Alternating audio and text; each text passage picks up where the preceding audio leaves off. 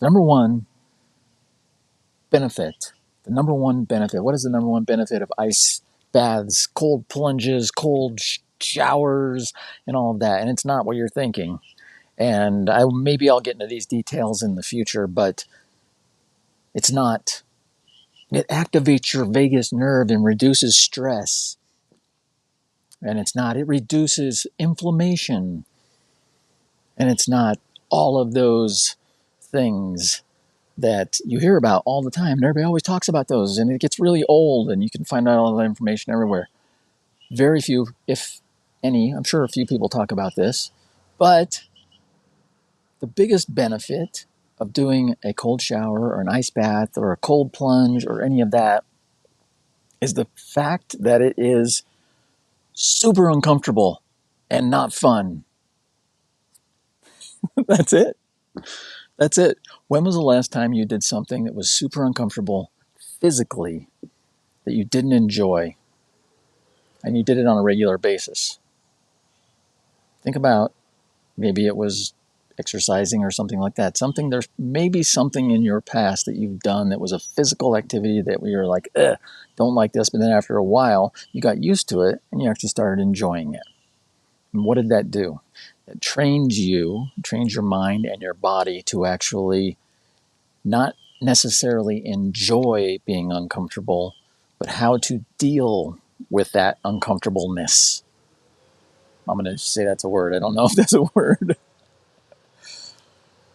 But that's the thing that so many people in our society don't do nowadays, is they can't deal with being uncomfortable. They can't deal with being physically or mentally uncomfortable, but I'm talking about the physical aspect of it right now. And the better you train yourself at being uncomfortable in physical circumstances, the better you are at being able to deal with things that life throws at you. Look at the people you know that do things that are physically uncomfortable and potentially mentally uncomfortable. But I know for a fact that when I used to live next to the Poudre River up in Fort Collins here in Colorado, and I went literally almost every single day to the river and did, in the winter, I usually only did about 3 minutes, but I went year round into the river.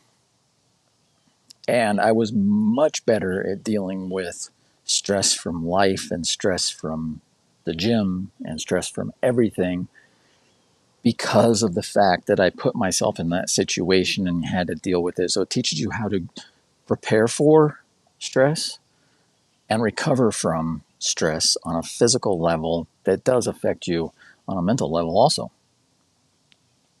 So there you go. My question for you is, when was the last time you put yourself in a physically stressful situation on purpose? And I also want you to look around and pay attention to the people that you know that do those kind of things and watch how they respond to unknown things that happen there in their lives, things that get thrown at them. And I'll bet that more often than not, they don't freak out like some people do at little things. I do. I still sometimes do. Ooh, ladybug.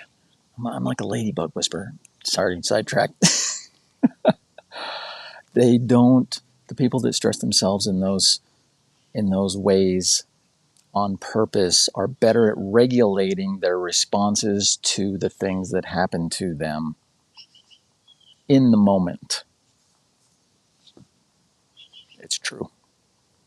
So, do that. Do something uncomfortable. Do something physically uncomfortable today. And have an amazing day. Because it's better than the weekend. It's not better than the weekend. I was thinking weekend. Have an amazing day because it's better than the alternative.